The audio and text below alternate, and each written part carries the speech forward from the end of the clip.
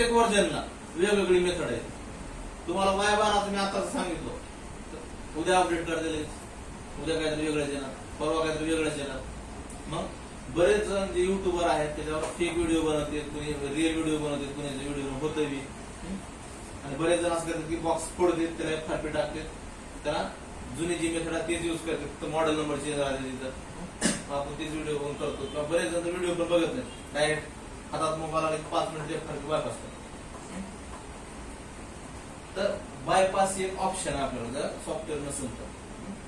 जर आपल्याकडे unlock tool असेल किंवा UMT असेल, फक्त कम्प्युटरवर क्लिक करायचं काम असतं, कम्प्युटरला जोडायचं असतं, 10-15 सेकंदामध्ये तुमची FRP निघून जाते. मग हे जर सॉफ्टवेअर असतील तर तुम्ही FRP करायच्या नादाला लागत नाही, बायपास करायच्या नादाला लागत नाही. कारण बायपास मध्ये एवढा वेळ खराब होते आपला, कधी एक दिवस बी जाते, 2-2 दिवस बी जाते, कधी कधी तर होतच नाही अपडेट आल्यानंतर. आणि कधी कधी जर त्यात एक्सपर्ट झाला असता तर 70-80% मोबाईल तुम्ही ओप्पो विवो OnePlus लगेच होऊन जाते. पण विवोचा होत नाही लवकर, 14 सीरीजची होईल. सॅमसंग होत नाही,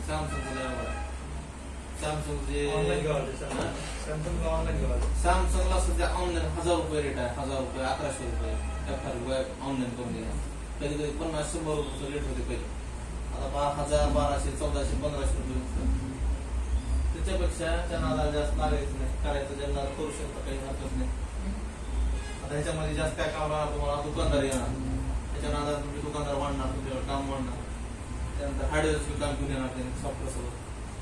म्हणजे तुम्ही सॉफ्टवेअर नाही म्हणलं की हार्डवेअरचं आणणार नाही, त्यांना सॉफ्टवेअर हार्डवेअर त्याच्याकडे जाणार.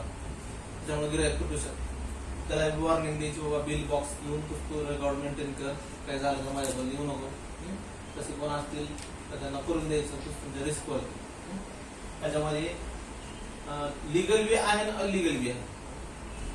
सॉफ्टवेअर म्हणजे आपण काय मोठं काही करणं गेलो किंवा ते चोरी करायला कुठली गोष्ट, आपला धंदा त्याचा आपण तेच करून गेलो. पण हेच काम पोलीसवाल्याच्या नजरेमध्ये लिगल काम नाही, लिगल काम नाही.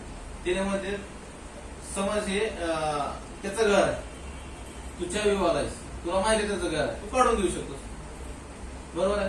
आणि त्यानं दाखवलं दुसऱ्याचं घर, तुला चावी बनवून द्यायला लावलं, तू चावी बनवून दिला, त्यानं घरातली चोरी केली, चोरीला मदत कोण केलं?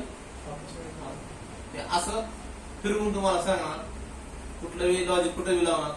आणि कुठं तुम्ही सॉफ्टवेअर बी नाही मारलो किंवा मोबाईल विकत नाही घेतलो तरी तुम्हाला अडकवते, बरोबर आहे.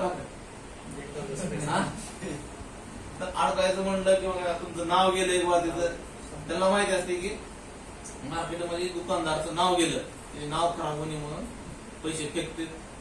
त्यांना माहिती झालेलं असतं, पाठ झालेलं असते. आणि त्याच्यामध्ये 50% जे बुरटे लोक असतात, त्यांनी काही केलं बी नसते किंवा केलेले बी असेल तर पैसे भरत नाहीत, त्यांनी ठेवा मध्ये. त्यांना माहिती आहे त्याच्याकडून काहीच भेटणार नाही.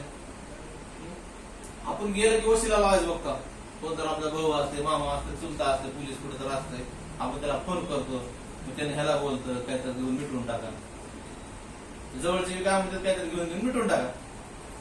त्यांनी काही फुकट सोडणार नाहीत आपल्याला. वशिला म्हणलं की पैसा लागला, आणि एखादी गरीब असं काहीच नाही, काय करायचं करा, माझ्याकडे पैसे नाही, मध्ये घालायचं मध्ये घाला, मग त्याला एक दिवस ठेवते मध्ये, सकाळी हातावून दे.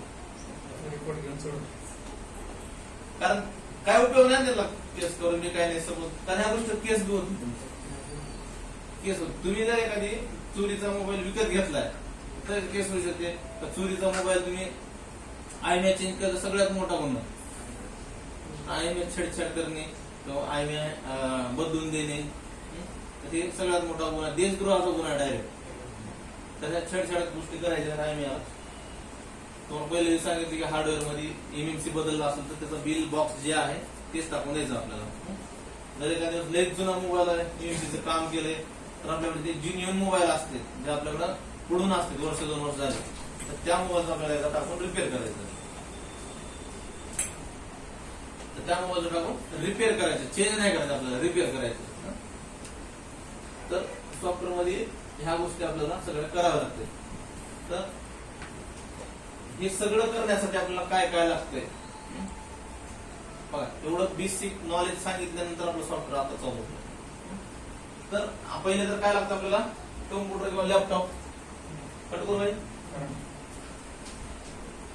कम्प्युटर लॅपटॉप पहिला मोठा प्रश्न काय आपल्याला की मला सॉफ्टवेअर चालू करायचं किंवा मला